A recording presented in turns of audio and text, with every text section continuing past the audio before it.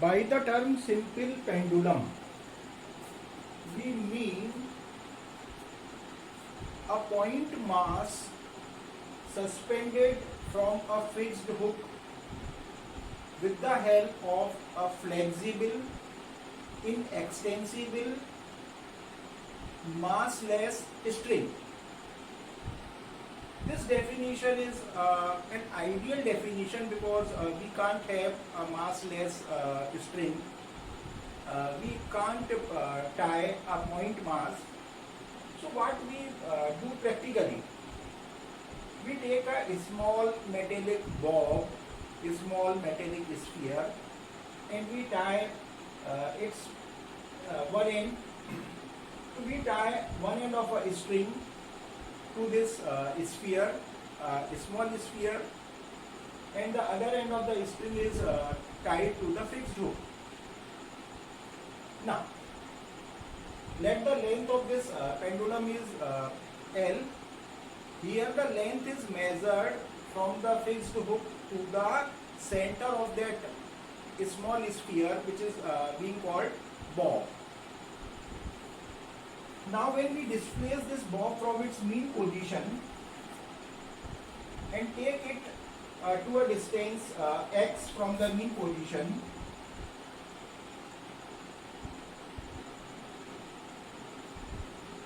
at this position the weight of the bob acts vertically downwards. Weight has nothing to do with the position of object. You will keep in mind, weight of any object always acts vertically downwards. So mg would be acting vertically downward. Now let me have component of this mg. So when we have displaced this pendulum bob by an angle theta, means its angular displacement is theta, so then this angle will be theta. And similarly, if we produce this length of the thread, length of the string, so this angle will also be theta. So now of this weight mg, the component along the string will be mg cos theta. So we know that the component along with the angle is always cosine component, and the other component which is at right angle from the component at angle theta. So this component which is at an angle 90 degree from the mg cos theta would be mg sin theta. So what these components of weight would be doing, this mg cos theta is acting perpendicular to the path of this bob. So it can't help the bob, it can't help this simple pendulum to come towards the mean position. This mg cos theta will produce tension in the string, or we can say it will provide the necessary centripetal force for this circular motion, for this oscillatory motion that would be there in this simple pendulum or bob. Now this mg sin theta is acting towards the mean position. So this force will be the restoring force. It will bring back the bob towards the mean position. So here restoring forces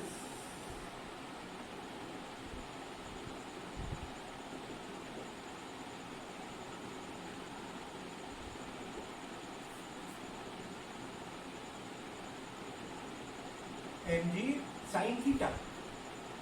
And now this restoring forces develops due to the deformation. If simple pendulum is at its mean position, then there will be no restoring forces. Restoring forces arises due to the displacement from the mean position. And what these restoring forces do, they try to bring back the bob, they try to bring back that pendulum to the mean position. So they are always directed towards the mean position. So negative sign, we will put a negative sign because it will reduce this displacement. Ng sin theta will bring back this bob towards the mean position, means it will oppose this displacement x. It will tend to reduce this displacement, or restoring forces equivalent to minus Ng when this theta is small, then sin theta is equivalent to theta.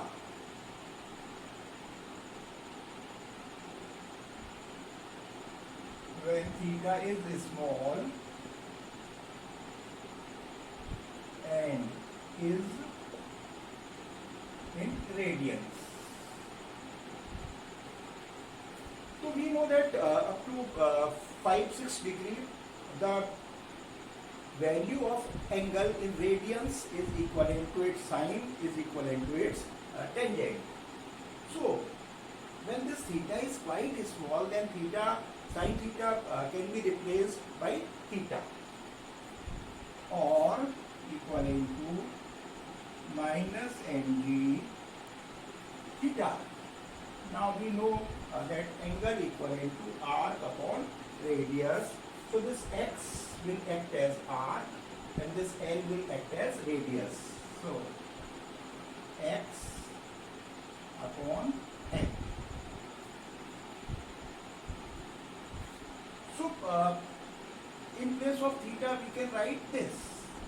Now F equivalent to how much would be the restoring force? So the general relation F equivalent to m into acceleration, and acceleration here can be written as d2x over dt square. So force can be written as mass into acceleration.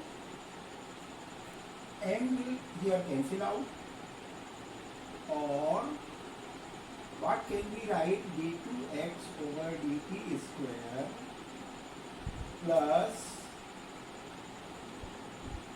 g upon L into x equivalent to 0. So we get this relation. Now what is the equation of simple harmonic motion? So as for SHM, d2x over dt square plus omega square x equivalent to 0. So let me name this equation that we have got on account of starting our relation for restoring forces. So comparing this equation 1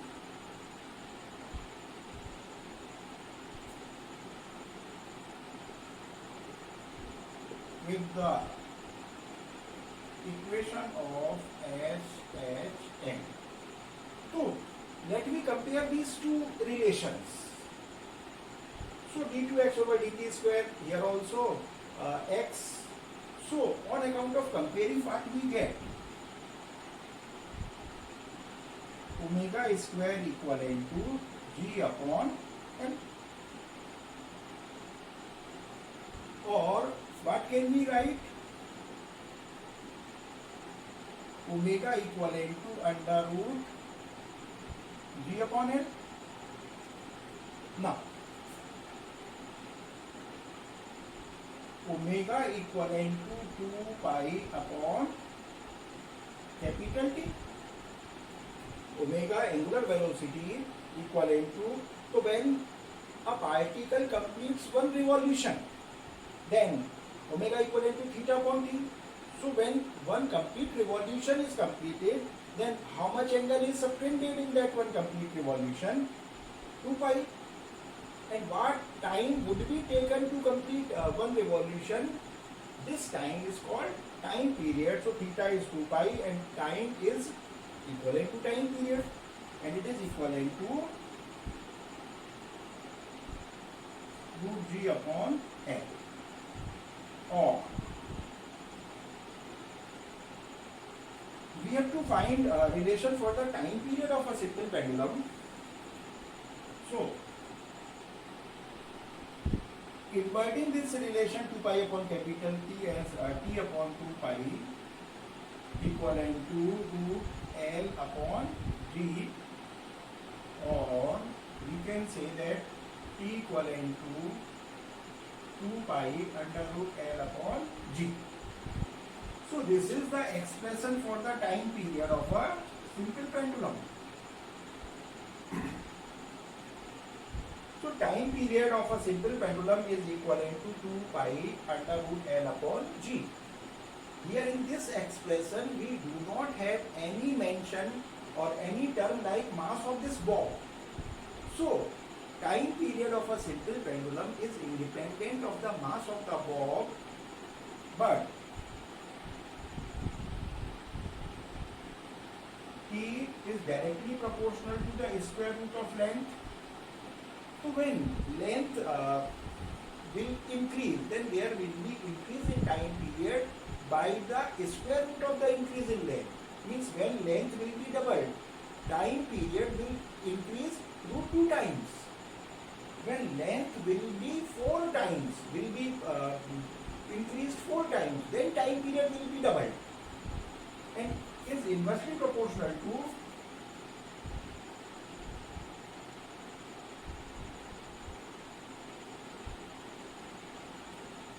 means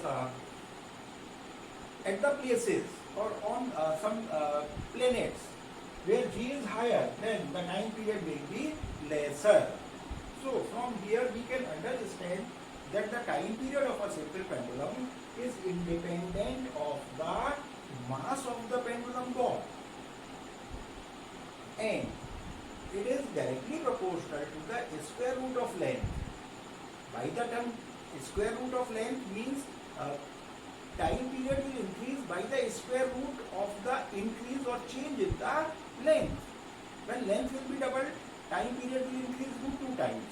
When length is increased 4 times, then time period will be doubled. And time period is inversely proportional to 1 upon under root G, acceleration due to gravity. So at the places where acceleration due to gravity is higher, suppose when we go at Jupiter, then time period will reduce. But on the surface of Moon, we know acceleration due to gravity is lesser than what its value is on the surface of Earth. So at the surface of Earth, if we take a simple pendulum from the surface of Earth, so at the surface of Moon, its time period will increase because the value of acceleration due to gravity is lesser on the surface of Moon. That's all.